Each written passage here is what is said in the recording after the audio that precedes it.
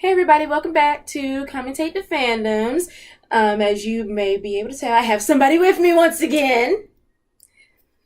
This is my other bestie here, yay! She agreed to do a video with me, so hopefully you guys will enjoy listening to her talk as well. Shenanigans galore. Her name is Tigger. You fine with me using that? Yes. Okay. Alright, so her name's Tigger. She is my oldest bestie for life. Alright. She's actually here briefly, so decided to do a video with her. Hopefully you find some form of entertainment or even find some people who agree with what it is that we have to say. This time, as she's holding, we're talking about good old Inuyasha. Okay, so in particular, we're going to talk about Inuyasha Final Act. Not all of it, really, just a bit, going over things that we liked, disliked, aggravated the fuck out of us. just certain things and topics or whatever. So first on the agenda, what do you think should be first? Kagome and all her bitchiness. Oh God. Okay, so it was actually brought to my attention earlier in the car that apparently in Final Act, Kagome is even whinier and bitchier in the final act than she has been throughout the rest of the series. We don't know what that's about. In what ways would you say that she's like that?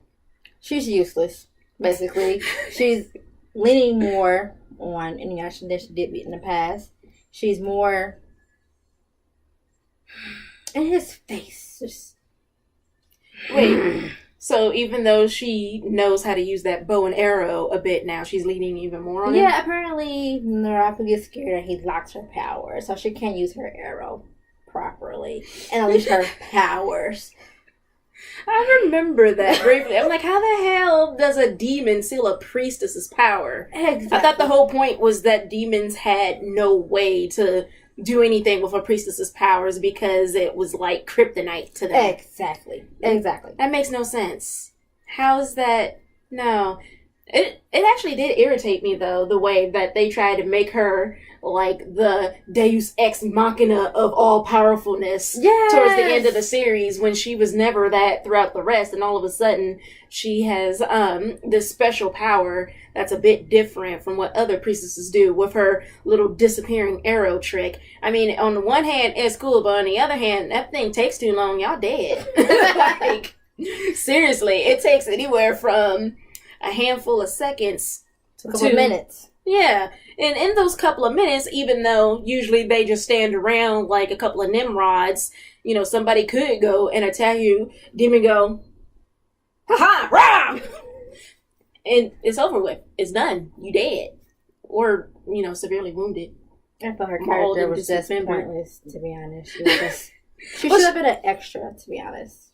But the whole story started because of her. I get that, but in the final act, they have her more like an extra. They do? Even Moroku and Sango have to defend her at times. Well, they were already doing that, as I remember, at the beginning of the series, though. That was always a thing. Yeah. Everybody else but Shippo and Myoga protected her. Everybody contribute. And except for Shippo. Except for Shippo. And the first one, she contribute. I give her that. And this one, she's just a damsel in distress. She was always a damsel in distress. She got kidnapped like 10 fucking times in the first 3 episodes. True. The fact that she's kidnapped every now and again later in this series, I would say is a step up. No. At least she had some kind of power to defend herself in the first one. Well, I mean, there was what people joke, force palm, or Pokemon attack that she would use, barely. And then a couple of times where she'll just grab an arrow and was like, I can't shoot it back and stab you. See? That was, I mean, I appreciated the effort in that, you know, creativity. She never do that in Final Act. She never? No. Does she ever, like, try to just throw stuff? Didn't she, like, throw some rocks at somebody one time to create a distraction? She threw something at somebody at one point, calling herself helping. The helping song on the abridged. Yeah, we like the Inuyasha abridged by Wingman Crew. It's pretty funny. We're looking forward to the next episode update, honestly. The last episode had Demon Inuyasha in it, and it was awesome. They made him a lot more articulate than they do in the actual series, which in a way makes sense because the actual demon that he is in his family line, I mean, just look at Shishomaru. The aristocratic assassin is his literal fucking title, along with being the new Lord of the Western Lands. Anyway, yeah, another thing, though, Inuyasha himself, like, I love Inuyasha. I do. I don't get the whole he has to retrain type deal in the final act to learn all these moves to get more powerful. I know. It's like Tetsaiga was supposed to be one of the strongest, if not the strongest, you know, the most sought after sword. Once people were like, hey, wait a minute, isn't that so-and-so swords? Holy shit, we should get that. Right. Only they can't get it because they physically can't touch it. Even Shishomaru, who is the guy's other son, couldn't even touch it. And it's just weird. It's supposed to be this all-powerful sword, be able to, you know, kill armies in a single swipe or two, and all this other hoopla. And then we get to Final Act, and it's like, oh no, actually, Tetsaiga is a bullshit sword. You have all these other techniques you still have to learn that you can still use. Oh no, that ultimate technique and the second part of that technique we told you about, you know, Windscar and Backlash Wave. No, it's not, no. You got these other things like the Adamant Barrage and this Galaxy Sword thing that we give a long ass name for that you have to use. Yeah, that shit. Like, why? And then we were told the whole time that the two swords were twin swords, that they were two separate swords, that they were swords that could be used together. You slaughter an army, and then you can bring them back to life if you so choose. Like, that would imply that you enslaved an undead army, but anyway. Instead, apparently, they're the same goddamn sword somehow miraculously split into two. How the hell do you split a sword into two? Wouldn't that weaken the sword? Is that why Tetsaiga is the bitch sword in Final Act? No, like, seriously, it made no sense to me. It was irritating. It was like, he already knows how to use his goddamn sword. Why are they acting like he doesn't know how to use it anymore? And then to make it even worse, they act as if he doesn't know how to fight anymore. Inuyasha was a brawler before he got that sword. And he was still a brawler when he had it. He didn't always need it. He would take punches to the face just to avoid getting it damaged. Or if he felt like the sword couldn't help him with something, he'd just be like, well, fuck this. And wail on him. And he is ridiculously strong. He has picked up giant demons and spun them around and tossed them. He has lifted a humongous tree about 3 times his size and width, and who knows how much taller, out of the ground with his bare hands from the root, and then chucked it at another demon, shoved it down its throat. How is he portrayed as weaker? He is a strong-ass half-demon. He always has, and he's only grown stronger since the series has started. The Final Act got him more depending on his sword. Which is foolhardy because we know, well, at least me, analyzing his character, he doesn't depend on one thing. He never depends on one thing but himself. Why would he depend solely on a sword when he knows from previous experience that he can't fully rely on it any and every time? It's like now his instinct reaction is to only go for the sword instead of, you know, oh, I can't get to my sword. I guess I can't do anything now. It's like, what the fuck do you think your claws are for? What about those attacks you know how to do? Iron Reaver, Soul Stealer, and Blades of Blood. Granted, he used it a couple of times, but only after he was like, oh, wait a minute. Yeah, I do know how to do some other shit. It's ridiculous. Simply ridiculous. And I don't like it. I really don't, because he's a boss-ass bitch, honestly. And I mean that in the most loving way possible for the dog species. I do. I really do. Gotta get better. He is better. They gotta get better in portraying him.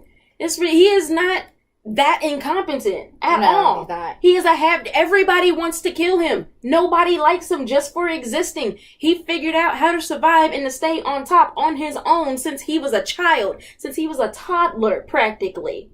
That is not a weak demon or a weak-willed person. Ridiculous. Actress messed up a lot, I think. Yeah, it messed up a lot in several things. Mm-hmm. And, yeah, I just, it irritates the fuck out of me. Kikyo, though. Man. Kohaku, though. How about that?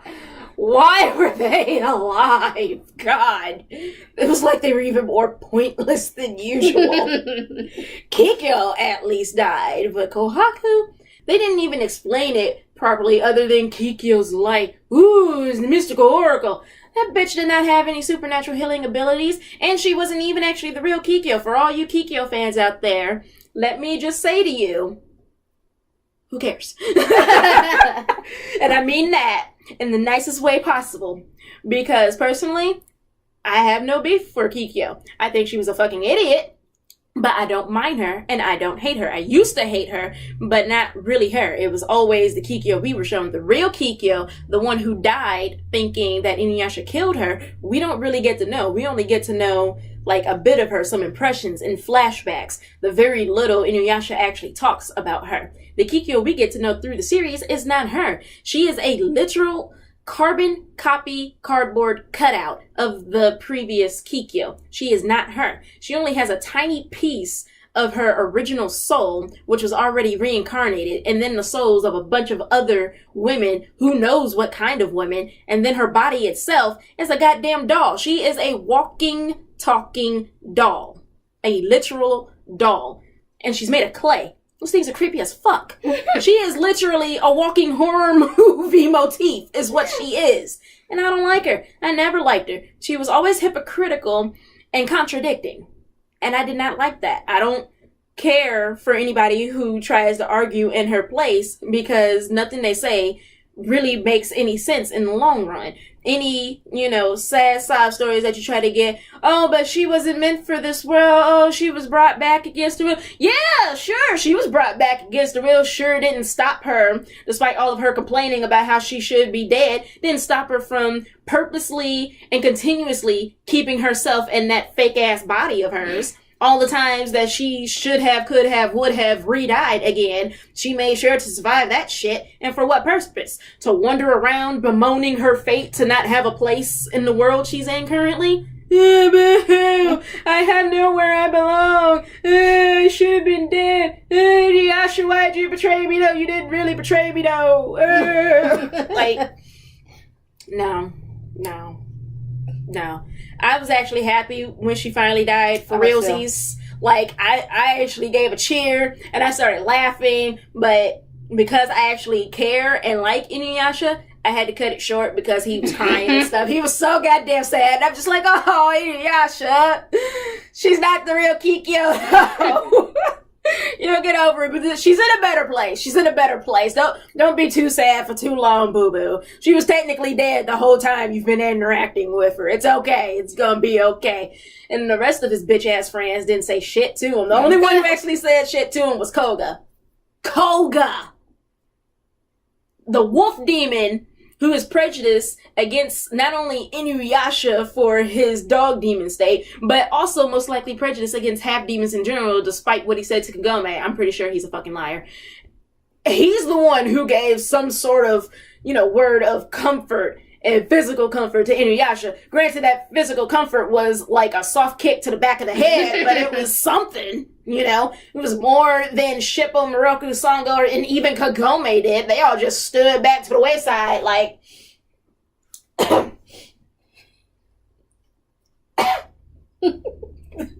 was pretty much all they did. And they might have murmured to each other a little bit, like, yeah.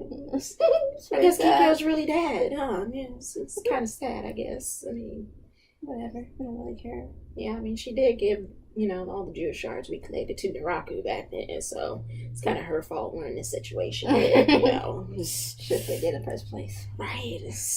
At least Kagome now has no reason to be all, moody anytime he tries to talk to her, so, more drama on that end.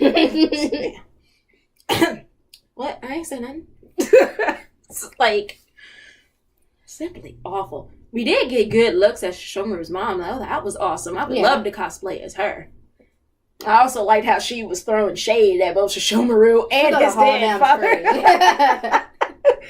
Oh, she had no fucks to give. Okay. Anything else you want to touch upon real quick? No, it was pretty much the top things that irritated me to no end. Oh, there was one more thing. The lack of action of them trying when they were fighting. Like, they kept standing around there more than usual, and none of them joined in. I remember in the beginning, they would all join in the fights. Now, they just let Inuyasha do all the goddamn fighting and just stand back and wait and, like, do fucking commentary and stuff and don't join in when it's a fight that they should be joining in on, which is when it concerns Naraku, which they hadn't been doing. Like, with that one demon with the heart inside of him with all the shields and stuff. Mm-hmm. The only one that was working with Inuyasha to try to kill the damn thing was Koga. And Koga was only doing it because he was already there in the first damn place. Like, what the fuck are the rest of y'all doing? Nothing. That was what they were doing. Mm-hmm. Except for, that one time where Sangha decided to run off because Kohaku happened to be nearby. Bitch, you got shit to do. You want to save him so bad, kill one of the things that would save him. Jesus. So aggravating. And that fight against Naraku was really weak. It was. I also didn't like how they were trying to, humanize Naraku to the point where he was sympathetic. I'm like... Yeah, he's been pulling shit for over 50 goddamn years. Like, even before he became the half-demon Naraku, he been pulling shit. Awful shit. Evil shit. Why the hell would I be sympathetic to this asshole just because I'm lonely? I wish I had what they had. So I guess I'm gonna rip them apart so they don't have it either. Fuck you! I was actually screaming at the TV a lot. I was cussing out the TV when I was first watching those episodes. I remember that.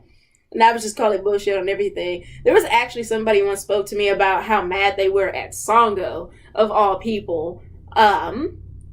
Claiming she was the absolute worst. And Sango was actually my favorite female character of the show. Because she's pretty cool, despite the shenanigans that whoever's creating the show is putting it through. She's pretty boss. I mean, she knows how to fight, and she will fight, and she can kick ass. And will do so. Unlike Kagome. I mean, I like Kagome. She's technically... She has an annoying spot. She has her annoying times. And she needs to stop being such a raging bitch face. You do not shove a guy's face into the ground because you don't like that he's getting upset when people are attacking him. Even if it's kids. They're demon kids and they're being disrespectful little shits. And they're attacking him in a hostile fashion when he ain't do shit. But you want to get mad at him for retaliating or getting mad or threatening them. Or even punching them on the heads. A little bump on the head ain't nothing. He could literally kill them. And some aspects probably should in the way that world works. But he doesn't. And yeah, you want to punish him for disciplining them. For letting them know that was A, not appreciated, B, rude as fuck, and 3, would get them in a lot of trouble. Good job, Kagome. Good job. Just good job. Like he deserves that shit. Yeah. Alright, sorry, because I kept you here too long. Alright, I hope you guys... Okay. You love me. Yes, I do. I love you so much. Oh, look at him. He's so cute. Demon Inuyasha. He does not get enough love. He does not. He does not. He does not. It's okay. We love you. We love you a lot. Okay, so wrap up this video. We love Inuyasha. We like the majority of the characters, but we are not blind to the bullshit. Some shit they could have kept for something else. And we do get aggravated by a lot of the things in there, but regardless, it is still one of our favorite shows for some reason. For some reason, it's still one of our favorite shows, so it is. If you guys have anything to add about the final act that you want to share on your opinions or expand upon that we talked about, go ahead and leave a comment in the comment section down below. Subscribe, like, share, any of that other stuff, Bye. Say goodbye. All right.